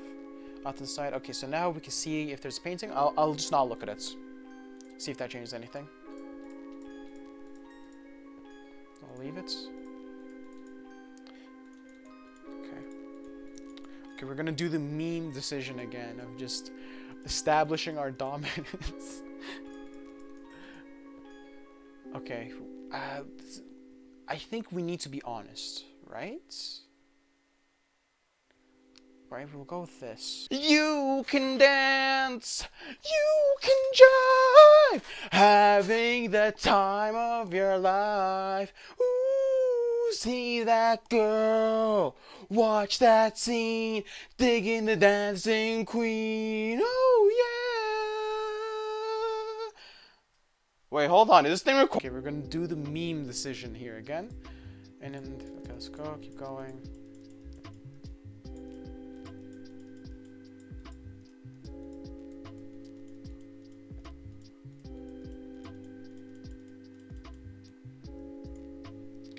Okay, here now we'll be honest, right? Okay, I'll try the other option as well. I'll try the, we're looking, when she comes here. I mean, I guess we were looking for it technically. Also, we'll say that the rug looks bad. You know, just really diss the rug. Okay. So there's gonna be a whole bunch of notes here. Remember? Okay. And Miss Nevermore, we got spotted. We got spotted. We got caught in 4K. I mean, like, it will be 4K, but the free editing software I use doesn't allow for 4K, so, it's 1080p, but still 4K! Her tired eyes harden. What on earth are you doing here? I was looking for you. I look away and my arms fall limp at my sides. You had left me all alone once again. Also, bro, we are sweating. The sincerity of my words makes me feel uncomfortable. It's absurd to feel upset that my host has not been giving me attention, when this whole time I've been trying to unravel the truth behind her crime. I frown. I mean, like, at that ending, it did, like, say that she kind of did it, right? But we have to be honest about her to, like, pick up the truth, I think. Nora's dark eyes soften. I apologize. I don't mean to spend the entire day neglecting you. I turn my head to the side stubbornly. It's nothing. I'm fine, even when you're not around. I just lack other kinds of entertainment. Lenore gives me a wry smile. I understand. The servant holding the rug clears his throat to gain our attention on my next steps towards him. Ah, yes. I've forgotten you for a spell. Please set that down right there, please. Right here, please. And away from the desk off to the side, watches the servant unrolls the rug, completely covering... Okay. It doesn't match the size of the light patch. When the new rug is unrailed, I blink at its design. What do you think? I glance at Lenore and she... It's a custom design. She steps onto the rug and hides her hands behind her back. Now her tastes are truly the bane of this man's existence. Okay, yep. It's the same. It's hideous. We're gonna diss it. Lenore lets out a bark of laughter. Isn't it an absolute disaster? That there is a carpet only a mother could love. My body feels warm and Lenore flashes me a wide grin. To my surprise, I also find the corner of my mouth lifting in amusement. Okay, was it the rug? Was it the rug? We had to be honest about the rug for her to like be 100% honest. And then he gets to front. Everything in this house so symmetrical, so orderly. I wonder. I lower my lashes. Does it drive you crazy? Lenore's face goes blank. I look around the room. Little by little, it's like Lenore's been turned okay. Okay, we'll say this. Do you miss your brother? Face reveals nothing. I'm not satisfied with that. It's only been a month, but you seem to be in a rush to raise everything your brother has touched. Like you know for sure that you'll never see him again. She crosses her arms when she stops right in front of me. Redecorating has been helping take my mind off things. Is that it? Staying here must remind you of your brother quite a lot, though. Her face goes stiff. His presence seems to be everywhere. A crease starts to form between her brows. Despite him not being here, do you think of him every time you walk into a room? Do you hear the echo? We're just really prodding. Do you see his shadow in the corner of your eye? Her face finally splits open. She glares down at me and her arms move to her sides. Enough! You're saying nothing but nonsense. We're really prodding her here. I don't know if this is how we're supposed to do it, but let's see. I'm not done yet. The books in the parlor are a mess. Your desk is a mess. You hate everything that reminds you of him, don't you? Her breath hitches. I can see it on the tip of her tongue. Her true feelings. I glance away, looking down at the desk behind me. Is it working? Do you forget him? My fingers brush against the desk until my finger meets a small well of ink. I turn around and meet Lenore's eyes. Every time you break something? I knock over the ink, spilling black all over the desk. Instantly hands slam onto the desk, caging me in between two strong arms. Lenore's gaze burns bright through me, and I suppress a shudder. Are you insane? Yeah, bro, we're being so mean here. I hold her infernal stare. Yes. Yes, I am. Okay, there we go. So show me who you really are. Lenore seethes. I don't dare look break from her stare. I see her arm move in my periphery. She picks up the well of ink that I had spilled and slams it upright so hard it splatters everywhere. Specks of ink hit us, both of us. Some gets on the side of Lenore's face, neck, and pristine white shirts. It looks better like this. I watch a trail slip down her jaw, down her neck, past her collar, bone, and down beneath her collar where it disappears. I swallow. How do you do it, Lenore? Poison? Strangulation? Good old blade to the heart? What face did you make when you tasted the blood drip onto your lips? My breathing grows shallow. I watch Lenore's gaze drop down to the rise and fall of my chest. She leans forward and I suck in a deep breath. The scent of fresh roses wafts towards me.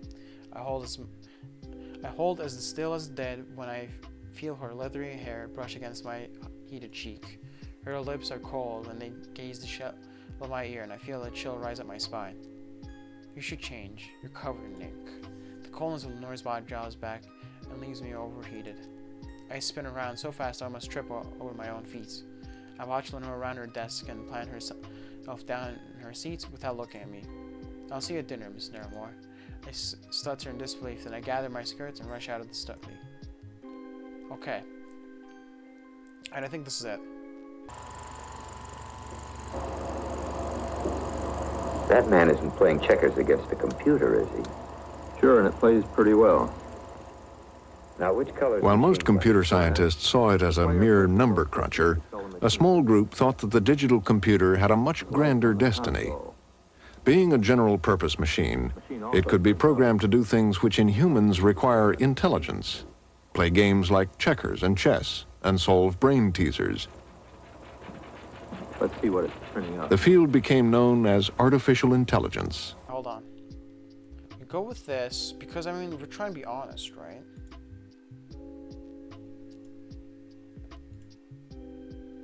close to your brother.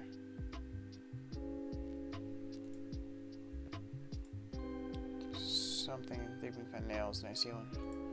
Her eyes dart on the table where my hand lies. I look down and see my tongues have scratched through the tablecloth. A small gasp escapes my throat. I panic and pull my hand onto my lap. Did she see? Did she see? Did she see? She saw! Is there more? I flinch and look at Lenore. She watches me intensely and gives me a calm smile. Her food is getting to get cold. My eyes drop down to my plate. You're right. I stare at my plate blankly. My hands do not leave my lap. The conversation continues in a lull atmosphere. Hold on, okay. I think saying I met him before, we're really upping the lore here. Okay, let's do it. Lenore's eyes bore into mine as I answered her question. Her brows furrowed together and she looked down at the table, seemingly disappointed. I see. Lenore pours another glass of wine. After Lenore finishes her second glass of wine, she suddenly stands up and holds out her hand to me. Would you like to dance? I look at her hand, then her with a deadpan. There's no music. Lenore wiggles her fingers. Do you need music to dance? It would certainly make it less excruciating. Lenore laughs and hauls me up by my hand. I squeal and stumble after her to the open floor. Come now, I'll lead. She glances at me. Unless you would like to. I scowl in response. I've never danced. Okay, so far so similar. Lenore goes quiet. Her eyes are on display. Truly, with no one? Dancing isn't everyone's favorite activity. Lenore gives me a lopsided grin. It was quite fun though. Her hand tugs me closer a step, and her eyes look down at me ablaze. I can show you if you're willing to accept me as your first dance partner. I feel like my hands strings are being rushed. Lenore's face could light up the room. She gives my hand another tug, slowly pulling me towards her until our chests are hands width apart. Okay, so this is different. We're actually dancing now. We're doing the original high command strategy. You can step on my feet if you'd like. What? Thank you for the permission. I'm sure I'll be inevitably doing so. Lenore laughs. I flinch when her hand find my waist. My breathing goes still. She holds off on making any further movements and meets my eyes. A lump forms in my throat. Lenore blinks and scrambles to explain her actions. What I meant was, you can step on my feet, and that way you can follow the way they move. I relax a little at her explanation, but I still find myself frowning. I'm heavier than I look. Lenore grins. I'm stronger than I look. Yep, there you go, that's a good response. Lenore tries to prove it by lifting my waist, and her eyes grow when she is barely able to lift me. You certainly weren't exaggerating. You gotta lift. It's like when you deadlift. You gotta lift using the technique, bro. You gotta lift using technique. My shoulders drop. Suddenly, I feel so conscious of what we're doing, and embarrassment spreads through me. My cheeks burn and my hands ball into fists. I pull away. Stupid. My heart is beating so hard I feel like I'm gonna go mad. Lenore makes a dejected face and her hands fall to her sides. I tear my eyes from the sight, unable to stand the way it makes me feel. I'm leaving. I feel like I'm suffocating. My body turns away quickly and I start to stomp back to my room. A hand grabs my arm. I release a breath in shock. But where is this game going? I feel Lenore press against my back. Her freezing hands move up my arms until they are resting slightly on my shoulders. Her breath tickles the side of my neck as she lowers her forehead right next to it. I'm sorry. Her low voice makes my stomach tighten. I didn't mean to overwhelm you so much. We don't have to dance if you're uncomfortable. But could you stay a little longer? My lips part. Okay, this is definitely going the good way. I turn to face Lenore and she draws away. She sighs and smothers her hair back. Tomorrow I need to return to the city for something urgent that popped up. My heart sinks. I look down at the floor. Oh, I see. Yes, that's why I thought it'd be nice to suspend our goodbyes as much as I can. I swallow. Our goodbyes? My head snaps up. Let's dance. Okay, let's do it. Lenore looks at me, baffled by my reaction. Huh? I walk right after her and grab her arms to place them on my waist. You know, this is very sweet, but like, isn't she like a murderer? Is this not what you wanted? Her mouth hangs open and she resists my hold. Wait, hang on. You were interested in Citus just a minute ago. I've changed my mind. I didn't realize that was so easy to do. My hand slide up to Lenore's shoulders. It wasn't. Lenore goes still. I see her chest expand as she takes a deep inhale. Her eyes burn into mine, searching, trying to see through me like I've been trying to see through her. I tie my grip on her shoulders, then take a deep breath. Well, we're meant to be prolonging our goodbyes, aren't we? Lenore's eyes drop down to my lips, and I hear her sucking, shuddering breath. She smiles. Shall we then? One of Lenore's hands moves one of mine from her shoulders. Chilling fingernails trail up my arm. When they reach the point where my pulse beats hard and under my hand, they give it a tight squeeze, and continue up until our palms are sliding together. Her other hand remains on my waist, no higher or lower, just like the gentlewoman Lenore is. Just follow my steps. My movement is completely ungraceful. I step on Lenore's feet multiple times, and she does nothing more than smile. I'm concentrating so hard on my feet I can barely speak a word. Lenore chuckles. You're supposed to look at your partner when you dance, not your feet. I bite my cheek. Yes, well, my partner is supposed to be teaching me what to do, and you just keep holding in your laughter every time I step on your feet. Oh dear, I apologize. Here, I hope this will make it up to you. The air is knocked out of my lungs when the hand that was on my waist moves to the small of my back and pushes me hard until I'm flush against Lenore's body. My neck snaps up to look at her. She grins slyly down at me. Yes, just like that. My jaw hangs loose. Not a gentlewoman at all. I take it back. Did you know a lot can happen while people dance? Love affairs, political plots, assassinations. Lenore looks down at me with darkened eyes. I gasp when she hooks her foot behind my leg and the world flips upside down. I let out a shallow breath as Lenore's hands support my back to prevent me from completely falling onto my head. Her body pressed against mine. My leg wraps around her hip and my arms climb to her shoulders, like they're a life raft. I start the dining room upside down. Across the room, I see something strange. My eyes squint and I see a stone raven sculpture with one of its wings broken. And I feel one of Lenore's hands move to cradle the bare skin at the back of my neck, like the raven we saw earlier. Her fingers press into the base of my skull, making me stretch my head back so my neck's fully exposed. Teeth scrape against my throat, right below my jaw, and my whole body shudders. They're also a great opportunity for threats. I forget how to breathe. Heathen. Your soul lays itself bare before me. Lenore pulls me back up from the dip, and I stumble when I am standing upright again. Somewhere in the room, a clock chimes. Lenore smooths out her clothes. Midnight already? My mind still feels like it's spinning from dancing. I can barely come up with a coherent thought. So late already? Well, time flies when you're having fun. It really does. Lenore frowns. Goodness, I have preparations to make before I leave tomorrow. She gives her temples a rub, then throws me an apologetic look. I think we'll have to part here. Are you able to make it back to your room okay? I nod. Wonderful. Then good night, Miss Nevermore. I'll see you again sometime in the future. She takes my hand, presses her lips against the back of it. This time is more than a ghost of a kiss. I feel the pressure of her mouth against my skin and a comforting coolness as she lingers. When she parts this time, the loss shocks me. Lenore starts to leave. My hand shoots out and I grab her arm. Take a deep breath. Good night, Lenore. Don't forget to clock your window before you go to sleep tonight. She gives me a soft smile and a nod. Then she's gone. I stand rooted on my spot. When my emotions settle, my exhaustion hits me hard. I turn and stagger over to the raven sculpture I had seen. My hand runs over its sculpted feathers. Each side of the raven mirrors the other side, right down to the number of feathers on each wing.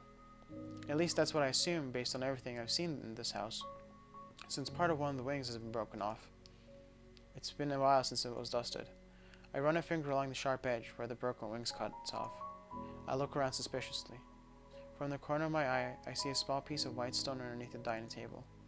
I walk over and then crouch down. My hand reaches down and I pull out the chunk of stone that had been broken off the raven statue. It's covered in dry blood. My back straightens and I make my way back to the raven sculpture. The broken piece fits perfectly. You must have been too proud of your work to remove your murder weapon, Lenore. I've caught you. Alright, I press the stone to my heart and smile. Then everything fades to black. 3 a.m. Folks, have we figured it out? Nora jerks away violently when she wakes up. What are you? I'm so very hungry. Her wide eyes rake over me. Are you a demon? Perhaps you're both spawned from one of God's tears, but no. I'm no demon, Lenore. I can see her tightly clutching her bed sheets. Her eyes harden. Then who are you? I tilt my head, leaning closer. You already know me, Lenore. You called me Nevermore. Lenore tenses, but I know she does not doubt me. Recognition blooms on her face, not because she finds familiar in my appearance, but because I'm transparent to her, as she is to me. Are you the real Miss Nevermore? Well, I am now. There can only be one Miss Nevermore after all. Lenore's face changes. Her body relaxes, and her hands slowly rise to make the feather light touches to my beak. So, are you my guilty? Are you my guilt? Come to me alive. My feathers ruffle. Lenore releases a breath of relief. Finally, she does not need to lie anymore. You know what I did. My wings cage her in. You did so well, Lenore. She covers her face with her hands and chokes on a sob. You know, killing him was the easy part. The aftermath was not so simple.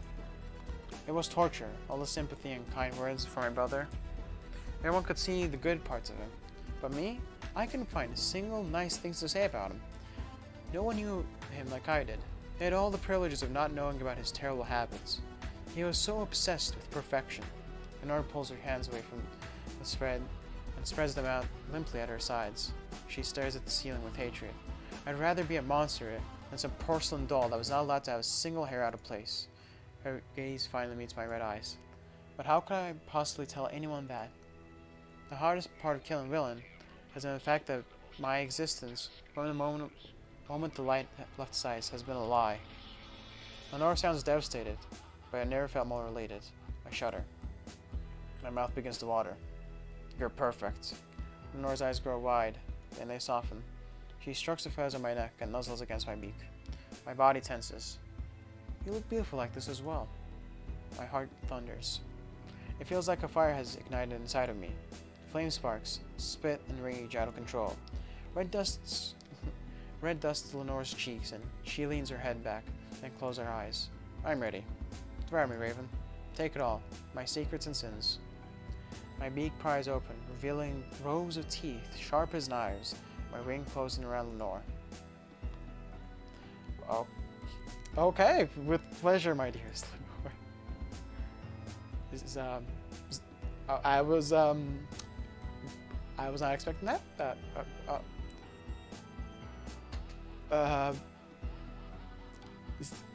Well, okay, that's not what I was expecting. Is this what you've been craving the whole time? Not my flesh and blood, but my heart and soul. How lovely and sorrowful you must have been to be so starved of someone who will love you despite being a monster. Is that why it came to me? Because you were so desperate to fill the void inside of you, and you knew there was a chance I could understand you. Turned out to be a monster too. Well then, take all of me, Raven. Okay,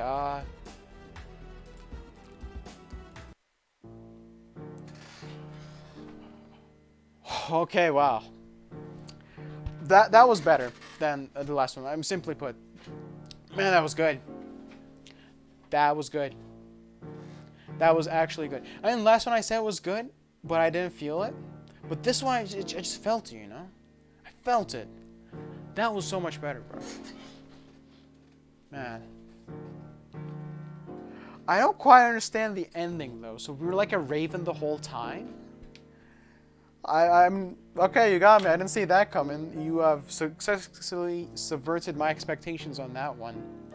But I guess we got a happy ending because we're both horrible monsters? Isn't that sweet? You know what? After having thought about it for a while, yeah, indeed, it was very sweet. What a lovely story. And speaking of having thought about more, this is editing me. This isn't like me playing the game right now.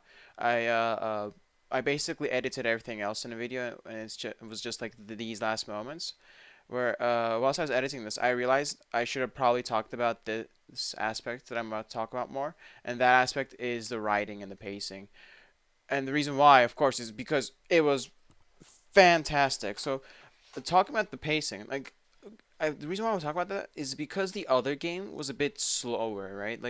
And there's nothing necessarily wrong with having slow pacing. It's just I think the other game just took its sweet time a tad bit too much to establish its characters and stuff, where we could get to the really juicy bits of like character interactions and stuff, like when Dove was interacting with the ghosts. Like I think that took a tad bit too long, but this was perfect. Like getting to the manor, establishing our character before then, like everything felt smooth, buttery smooth. It didn't take like it was taking sweet time. And I talk about pacing. I also want to talk about the writing a bit. And the writing was fancy, right? But it wasn't too fancy, which I think the demo for Decentral also suffered from. Like, bro, I'm sorry, Mr. or Miss Saffeine. Why are you saying saw instead of without? Like, are you French? Why? Well, anyways, besides that, my Decentral playthrough, by the way, I think I'm gonna unlist it because I like it wasn't anything wrong with the game. I think uh, it was just like my jokes. They were just too forced. They were a bit stiff and awkward. Like I had planned some of them out before, and that didn't quite work. So I decided to unlist it. I might even delete it, right? But anyways, ignoring that, I also want to talk about the characters of this game. And like Lenore was cool, right? Like Lenore had some personality. I like that. I liked her motive. I liked how like throughout the game you had the clues about what's going on. Like the house was orderly, but slowly she was turning into disorder and stuff. And that was quite interesting, right? But like what I especially found interesting was Miss Nevermore, like the protagonist of the game. And I think it was like the small interactions that like Nevermore had, like these small ideas that she had, was just like it went such a long way to establish like the character of her and like the relatability factor of her. But like for example, when we said we like stories, we kind of felt a bit awkward and chastised about it. To like when we said that to Lenore, or like on another little goofy thing, right? When we said like we find tea warm, but somehow everyone else is fine, which I still don't get how that works. Or like another part where it's like a bit more of a personal note from me personally was like when she said she never danced with anyone, and then you kind of felt like the awkwardness about that whole dialogue. Like and also like the more goofy moments, they're also great, right? Like and these little things, they just help establish that character and relatability so much. Like I don't think I'm the target demographic of this game, right? Like this isn't the type of game I normally play. Like normally I play like Doom Eternal, Dishonored. I've been getting into like Hearts of Iron 4 recently, right? So I'm not the target demographic of this. I'm not like a Victorian era noblewoman. I'm not some like English major or whatever, but like I still related with Nevermore. I was still invested in her character, right? And I think that was great. Like, good job to the author. Like, that was fantastic. And like, it's the universal elements that just made me click. That was great. That really was great. Like, I think I'm gonna title this video something like "surprisingly good game," because guess what? Not clickbait. This is a surprisingly good game. No offense to the author, like I think I get like it's a demo for Decentra, but I was a bit disappointed after Decentra. Like the art was good, the writing was kind of getting there, but just took its sweet time a bit too much, and the writing was just a bit too flowery. So I was like, okay, I think I kind of get the author. No, I didn't. This was amazing. Like this was amazing, and now I realize like that's just a demo. Like, I think the full game, the full game is gonna be, you know, nice and proper, I think. And yeah, that's me done and rambling. If you have any other suggestions, I'd like to hear them. And yeah, that's it. Have a good one.